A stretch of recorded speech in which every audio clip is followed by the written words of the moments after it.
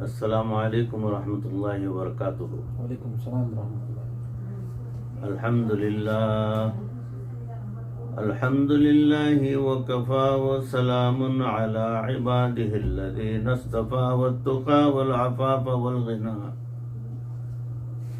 اما بعد فقد قال الله تبارك وتعالى في القرآن المجيد والفرقان الحميد: فأعوذ بالله من الشيطان الرجيم، بسم الله الرحمن الرحيم، إن الدين عند الله الإسلام، وقال تعالى في مقام آخر: إن الذين آمنوا وعملوا الصالحات سيجعل لهم الرحمن ودا، صدق الله مولانا العظيم۔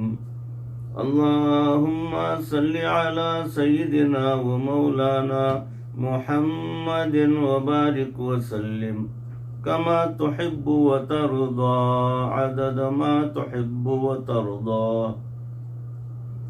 محترم و مکرم ناظرین، سامعین،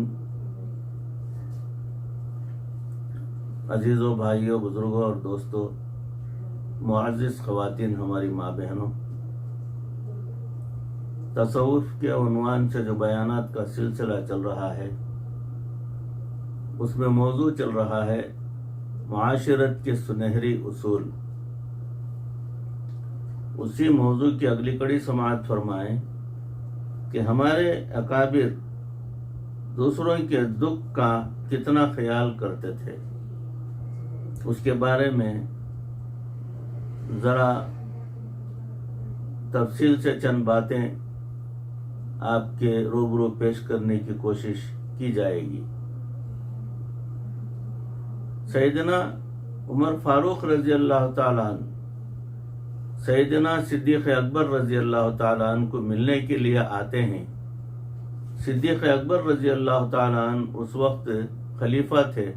انہوں نے دیکھا کہ ان کے پاس کچھ لوگوں کے نام لکھے ہوئے ہیں کہ یہ بیوہ عورت ہے، یہ اپاہج ہے، یہ ہینڈی کیپ ہے اور ان کی خدمت کرنی ضروری ہے۔ جنہوں نے ان کی خدمت کا ذمہ لیا ہوا تھا، آگے ان کے نام بھی لکھے ہوئے تھے، کیونکہ صدیق اکبر رضی اللہ تعالیٰ عنہ فرماتے تھے کہ جو شخص دوسرے محتاج کی خدمت کرتا ہے وہ اپنے جسم کی گویا زکوٰۃ نکال رہا ہوتا ہے۔ ہم تو آج کسی کی خدمت اپنے ذمے لیتے ہی نہیں، ماں کی نہیں کرتے، کسی اور کی کیا کرنی ہے۔ تو سیدنا عمر رضی اللہ تعالیٰ عنہ نے دیکھا کہ ایک بیوہ عورت کا نام لکھا ہوا ہے کہ اس کی خدمت کا کوئی کام ہے، مگر آگے جگہ خالی ہے۔ انہوں نے اس کا نام، ایڈریس نوٹ کر لیا۔ اگلے دن فجر کی نماز کے بعد اس کے گھر گئے، دستک دی، عرض کی: اماں، میں خدمت کے لیے آیا ہوں، کیا خدمت کرنی ہے آپ کی؟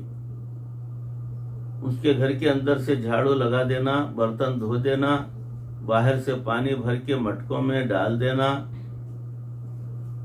تاکہ اس بوڑھی عورت کو باہر نہ نکلنا پڑے، باہر جانا نہ پڑے۔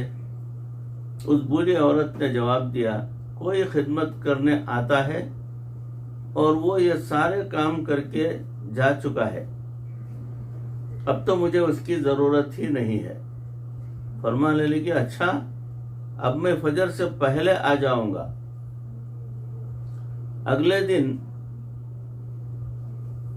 حضرت عمر رضی اللہ تعالیٰ عنہ فجر سے پہلے گئے، جا کے پھر دستک دی اور فرمایا کہ میں کام کرنے کے لیے آیا ہوں۔ اندر سے بڑھیا نے جواب دیا: جو آنے والا تھا یہ تو کام کر کے جا چکا۔ پھر انہوں نے اس بڑھیا سے پوچھا: اماں، وہ کون ہے؟ وہ کہنے لگی: مجھے تو اس کے نام کا نہیں پتا، میں نے تو اس کی شکل نہیں دیکھی. وہ آتا ہے, دروازہ کھٹکھٹاتا ہے, میں پردہ کر لیتی ہوں, وہ یہ سارے کام کر دیتا ہے. جب وہ جانے لگتا ہے تو پھر دروازہ کھٹکھٹا دیتا ہے, میں باہر آ جاتی ہوں. نہ مجھے نام کا پتہ ہے نہ اس کی شکل کا پتہ ہے. سبحان اللہ. وہ بھی عمر بن خطاب تھے. فرمانے لگے اچھا. اب اگلے دن انہوں نے تہجد کی نماز پڑھی اور جا کر راستے میں بیٹھ گئے کہ میں بھی دیکھوں کہ وہ کون ہے جو رات کے اندھیرے میں اس بڑھیا کے کام کر کے جاتا ہے. رات کے اندھیرے میں, تہجد کے وقت میں انہوں نے دیکھا کہ جب چاروں طرف خاموشی تھی, سب لوگ سوئے ہوئے تھے, بالکل اندھیرا تھا, اس وقت ایک آدمی آہستہ آہستہ دبے پاؤں چلتا ہوا اس بڑھیا کے گھر کے قریب آ رہا ہے. تو جب وہ قریب آیا تو عمر رضی اللہ تعالیٰ عنہ نے فرمایا من انتا, تو کون ہے؟ تو جواب میں حضرت ابوبکر صدیق رضی اللہ تعالیٰ عنہ کی آواز آئی کہ امیر المؤمنین ابوبکر صدیق رضی اللہ تعالیٰ عنہ, امیر المؤمنین رات کے اس وقت میں اس بوڑھی عورت کی خدمت کرنے کے لیے آپ آ رہے ہیں, اور دیکھا انہوں نے جوتے بھی نہیں پہنے ہوئے نہیں. تو پوچھا امیر المؤمنین کیا آپ نے انٹینشنلی جوتے نہیں پہنے یا جوتے تھے ہی نہیں؟ تو ابوبکر صدیق رضی اللہ تعالیٰ نے کہا کہ جوتے تو تھے, مگر چونکہ یہ لوگوں کی سونے کا وقت ہے اس لیے میں گھر جوتے جو ہے اتار کر آیا کہ میرے جوتوں کی آہٹ سے کسی مسلمان کی نیند خراب نہ ہو جائے. سبحان اللہ. حضرت عمر رضی اللہ تعالیٰ عنہ کے غلام اسلم رضی اللہ تعالیٰ عنہ کہتے ہیں کہ اطلاع ملی کہ ایک قافلہ باہر سے آیا ہے اور مدینے کے باہر انہوں نے خیمے لگا لیے ہیں. تو عمر رضی اللہ تعالیٰ عنہ کی خلافت کا وقت تھا. انہوں نے مجھے کہا آؤ اسلم ذرا دیکھ کے آئیں کہ وہ کس حال میں ہیں.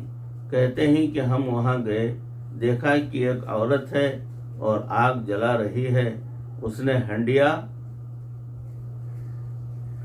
کے اندر کچھ ڈالا ہوا ہے, اس کو ہلا رہی ہے, اور اس کو 2 بچے کبھی روتے ہیں کبھی چپ ہو جاتے ہیں.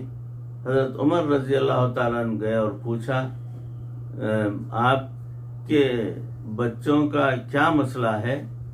اس نے کہا میں کیا بتاؤں, میں بیوہ عورت ہوں, میرے پاس خرچے کی تنگی ہے, میرے پاس کچھ نہیں ہے کہ میں ان کو کھلا سکوں.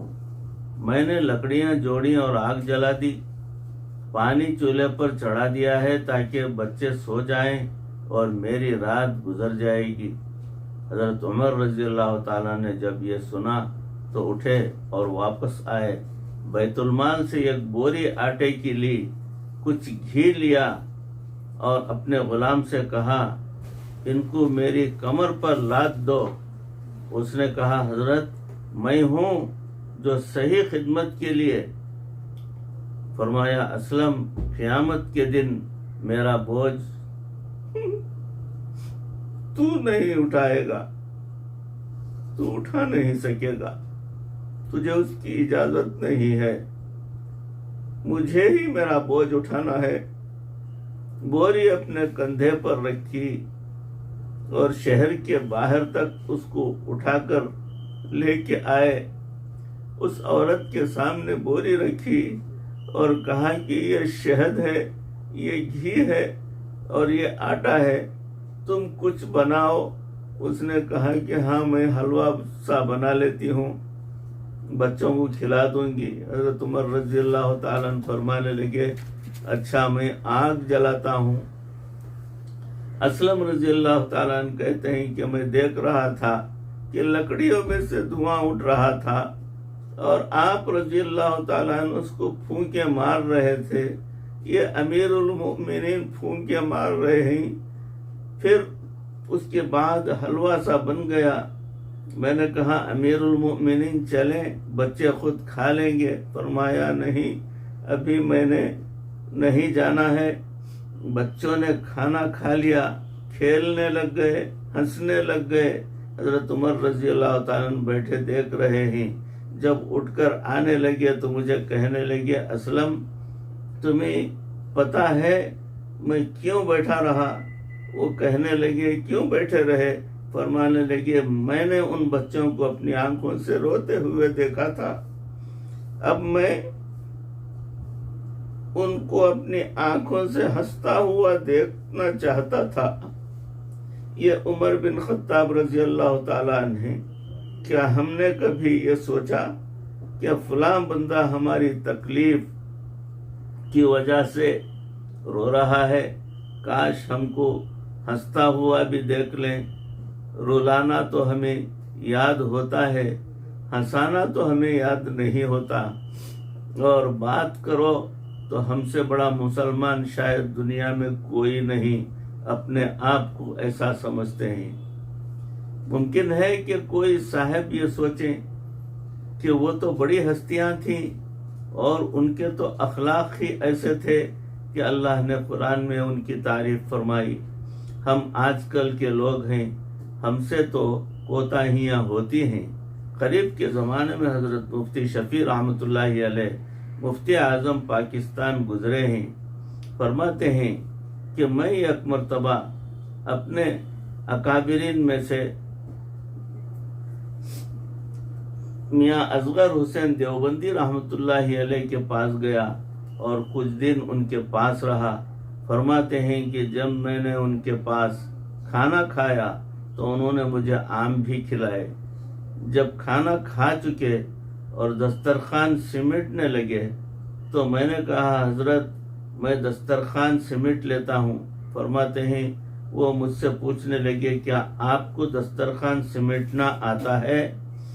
اب یہ وہ شخصیت تھے جو مفتی بن گئے، لیکن تعلیم مکمل ہو چکی تھی۔ اب ایک بندہ جو مفتی بن چکا ہے وہ اس سے پوچھ رہے ہیں کہ آپ کو دسترخوان سمیٹنا آتا ہے؟ میں نے کہا حضرت آپ بتا دیجئے۔ فرمایا کہ وہاں آؤ میں تمہیں سکھاتا ہوں۔ یہ جو روٹی کے ٹکڑے ہیں میں ان کو اکٹھا کرتا ہوں اور فلاں جگہ پر ان کو ڈالتا ہوں، کیونکہ بلی اور اس قسم کے جاندار اور پرندے یہ روٹی کے ٹکڑے یہاں سے اٹھا کر کھا لیتے ہیں، اور دسترخوان کے اوپر چورا بالکل چھوٹے چھوٹے ذرات ہوتے ہیں، میں ان کو اکٹھا کرتا ہوں اور فلاں جگہ پر ڈال دیتا ہوں، کیونکہ وہاں چونٹیاں ہوتی ہیں تو کیڑے مکوڑے ان کو کھا لیتے ہیں، اور ہڈیوں کو میں اکٹھا کر لیتا ہوں اور فلاں جگہ ڈھیر پر ہڈیاں جو ہے ڈال دیتا ہوں، کیونکہ میں نے کئی دفعہ کتوں کو دیکھا کہ وہ وہاں سے ہڈیوں کو کھا رہے ہوتے ہیں۔ اور یہ جو آم کے چھلکے ہیں ان کی گٹلیوں کو تو میں فلاں جگہ ڈالوں گا، کیونکہ گٹلیاں خشک ہو جائیں گی تو محلے کے بچے گٹلیوں سے کھیلتے ہیں، اور یہ جو چھلکے ہیں ان کو میں ایک جگہ نہیں پھینکتا، بلکہ کوئی کہیں ڈال دیتا ہوں، اس لیے کہ اگر ایک جگہ پھینک دوں تو ہمسائے کے بچے جب دیکھیں گے تو سوچیں گے کہ کسی نے آم کھائے ہیں، یہ غریب لوگ ہیں۔ ہر ایک کے اندر اتنی استطاعت نہیں کہ وہ اپنے بچوں کو آم کھلائے۔ ان بچوں کے دل میں حسرت ہوتی ہے کہ ہمارے ابو کے پاس بھی جو ہے اتنے پیسے ہوتے کہ وہ آم لے کر آتے اور ہم کھاتے۔ تو میں گلیوں میں چل کر ایک ایک جگہ ایک ایک چھلکا ڈالتا چلا جاتا ہوں اور اس طرح ان کو بکھیرتا ہوں کہ کسی کو پتہ ہی نہیں چلتا کہ کسی نے آم کھائے ہیں یا نہیں۔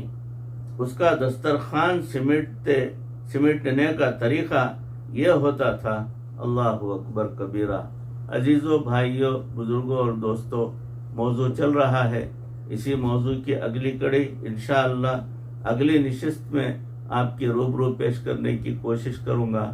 اللہ رب العزت ان تمام باتوں پر اس عاجز کو بھی آپ تمام کو بھی عمل کرنے کی توفیق عطا فرمائے. اللہ خیر فرمائے، اللہ دنیا اور آخرت بہتر فرمائے. مرتے دم تک پروردگار کسی کا محتاج نہ بنائے. ایمان پر اور کلمے والی موت پر ہمارا خاتمہ فرمائے. وآخر دعوانا ان الحمدللہ رب العالمین.